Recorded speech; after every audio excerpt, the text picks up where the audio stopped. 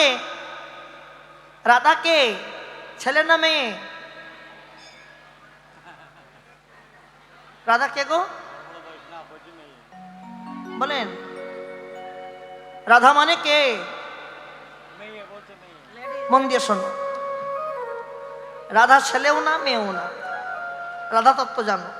রাধা কে? যে আরাধনা করে সেই হয় রাধা। যে আরাধনা করে, কার আরাধনা?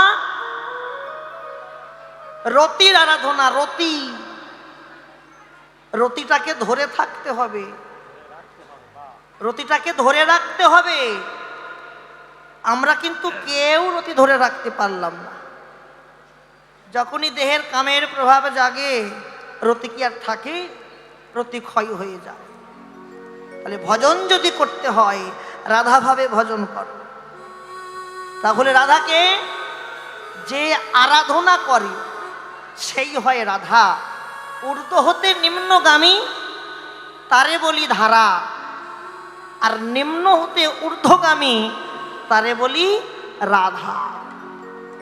রাধা আমরা সবাই, রাধা আমরা সবাই। আমরাও হতে পারি, আপনারাও হতে পারেন রাধা। কিন্তু হ্যাঁ, রাধা শুধু সাজলে হবে না, রতিটাকে ধরে থাকতে হবে। ভজন যদি করতে হয়, রতিটাকে ধরে রেখে ভজন করো, সেটা পূর্ণ হবে। কিন্তু আমরা রতিকে ধরে থাকতে পারি না। এ জায়গায় কবি চণ্ডীদাস বলছেন, চণ্ডীদাস চণ্ডীদাস তার পদাবলিতে বুঝিয়ে দিল ভজনটা কেমন। নিরামিষ খাও, আমিষ খাও, এগুলো ভজন নয়। ভজন যদি করতে হয়, দেখো কি করে ভজন করতে হবে। তোমার ভজন সেদিন পরিপূর্ণ হবে যেদিন তুমি দেহের মধ্যে রসের খেলা বন্ধ করতে পারবে। দেহ আমার রসে ভর্তি, ভজন হবে কি করে? আগে রসের খেলা বন্ধ করো। কবি চণ্ডীদাস বললেন, রসের ঘরে যাও। ভজন করতে হলে রসের ঘরে গিয়ে ভজন করো। রসের ঘরটা কি? আহা, যেমন রসের তত্ত্ব না জানিলে রসিক বলে না।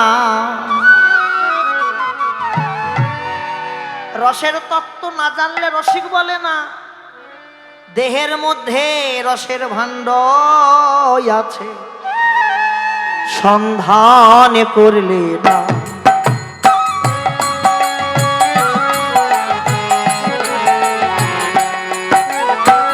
পঞ্চরসের ভাণ্ড আছে দেহের ভিতরে, টকে ঝাল নোনতা তিতা মিষ্টি রূপ ধরে।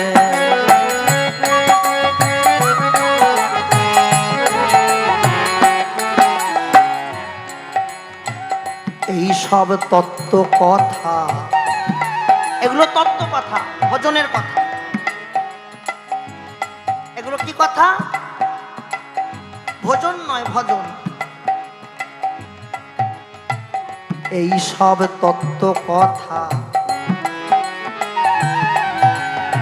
শোনো দিয়া মন, পাইলেও পাইতে পারো গোবিন্দের চরণ।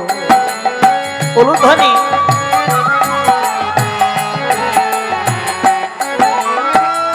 এই বৃন্দাবন নয় রে ভাই,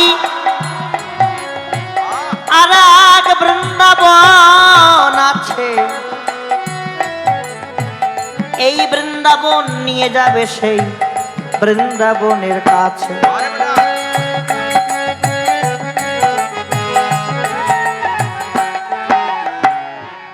দেখো, রসের ঘরে ভজন কারা করেছিল?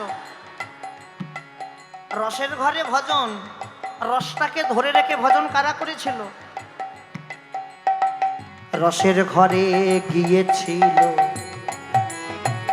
বিল্লমঙ্গল চিন্তামণি, আর গিয়েছিল দেখো চণ্ডীদাস রজকিনী।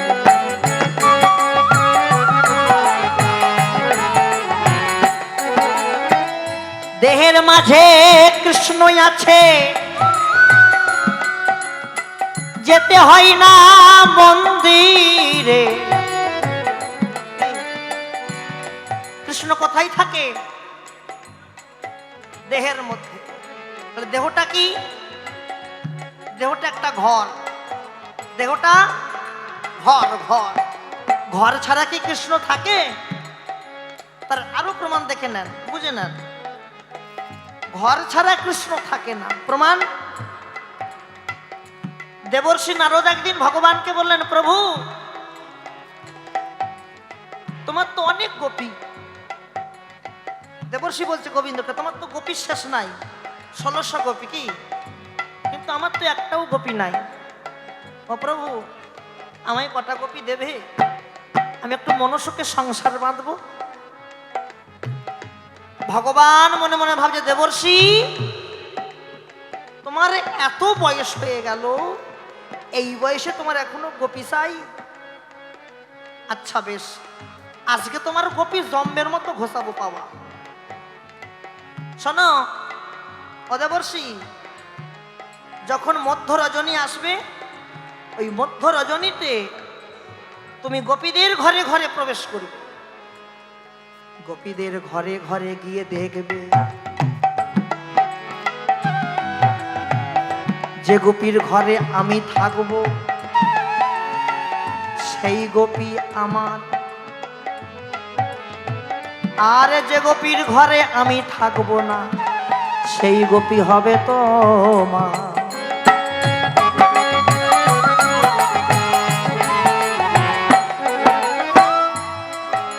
বোঝা গেল কি বললো গোবিন্দ? যে গোপীর ঘরে আমি থাকবো না সেই গোপী তোমার, আর যে গোপীর ঘরে আমি থাকবো সেই গোপী আমার। দেবর্ষির মনে বড় আনন্দ, মনে মনে ভাবলে এক কৃষ্ণ কয় গোপীর ঘরে যাবে? দেবর্ষি মনে মনে ভাবছে, একটা কৃষ্ণ কটা গোপীর ঘরে যাবে? 1600 গোপী। আজ আমি কিছু গোপী পেলেও পেতে পারি, কি আনন্দ গো! যেই মধ্য রজনী হয়েছে,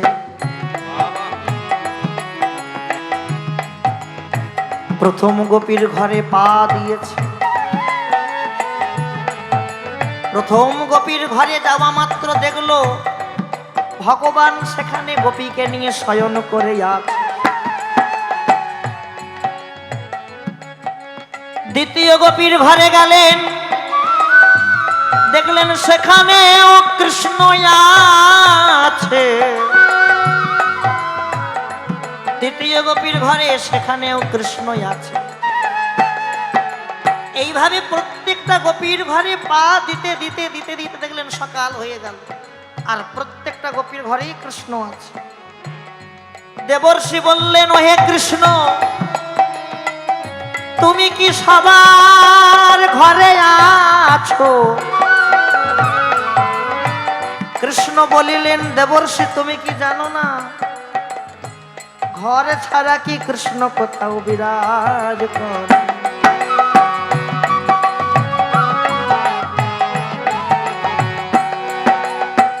দেহের মধ্যে কৃষ্ণ আছে, যেতে হয় না মন্দিরে, ঘরে বসে ভজন করো পাবে যে তারে। হরি হরি বল ধ্বনি। ওগো দেহের মধ্যে কৃষ্ণ আছে, দেহের মধ্যে কৃষ্ণ আছে, দেহের মধ্যে কৃষ্ণ দেহের মধ্যে কৃষ্ণ আছে। বিশ্বাস না হয় খুঁজে দেখো, দেহের মধ্যে কৃষ্ণ আছে। ওগো বিশ্বাস না হয় খুঁজে দেখো, গুরু চরণ হিয়াই ধরে।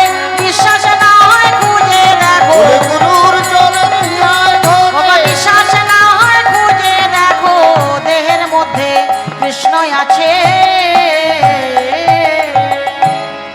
বোঝা গেল মায়েরা? দেহের মধ্যেই কিন্তু কৃষ্ণ বিরাজ করে। এই যে একটু আগে বললাম, দেবর্ষি বলছিল না যে এক কৃষ্ণ কয় গোপীর ঘরে যাবে? কি এক কৃষ্ণ কয় গোপীর ঘরে যাবে? আচ্ছা বলো, কৃষ্ণ কটা? আমরা জানি কৃষ্ণ একটা, কিন্তু না, কৃষ্ণ চারখানা কৃষ্ণ। কটা কৃষ্ণ? চারখানা কৃষ্ণ।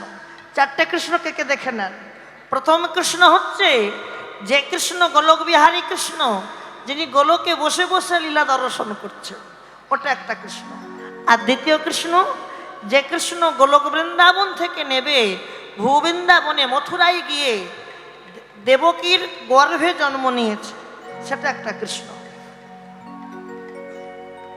তাহলে গোলক বৃন্দাবনের কৃষ্ণ হচ্ছে একটা কৃষ্ণ, আর মথুরার কৃষ্ণ ওটা একটা কৃষ্ণ, দুটো।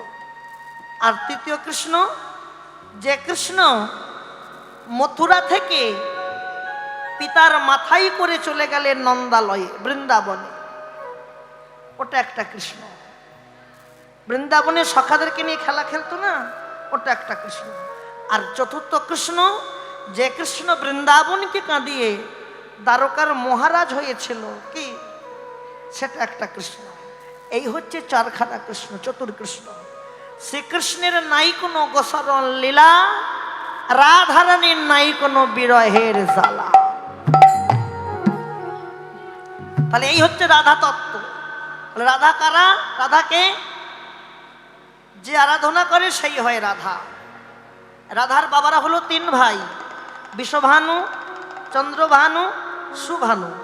বিষভানুর কন্যাকে রাধা, চন্দ্রভানুর কন্যা চন্দ্রাবলী, আর সুভানুর পুত্র সুবল। তাহলে আমরা রাধা তত্ত্ব জানতে পারলাম। এবার চন্দ্রাবলী তত্ত্ব জানলাম। চন্দ্রাবলীটা কি? চন্দ্রাবলী যিনি চন্দ্রকে ধরে রাখতে না পেরে মোহর মোহর বলি দেয়, সেই হয় চন্দ্রাবলী। অনুভূতি কর, বিশ্বপিতা আমাদের একটা সুন্দর দেহ দিয়ে পাঠিয়েছে, দেহটাকে পূর্ণ করে পাঠিয়েছে, পূর্ণ করে। কিন্তু দেহটাকে আমরা পূর্ণ করতে রাখতে পেরেছি কি বাবা? কামের প্রভাবে দেহটা ক্ষয় হয়েছে, কিন্তু বিশ্বপিতা দেহটা পূর্ণ করে পাঠালো, আর দেহটা যখন তাকে ফেরত দিচ্ছি, খালি করে ফেরত দিচ্ছি। তাহলে চন্দ্রাবলীকে, চন্দ্রকে ধরে থাকতে হবে, কিন্তু আমরা চন্দ্রকে ধরে রাখতে পারলাম না। চন্দ্রাবলীকে না, যিনি চন্দ্রকে ধরে রাখতে না পেরে মোহর মোহর বলি দেয়, সেই হয় চন্দ্রাবলী। আর সুবল যার মুখে নাই কোনো দিন আনবল জগতে, সেই হয় সুবল। নিতাই গৌর হরি।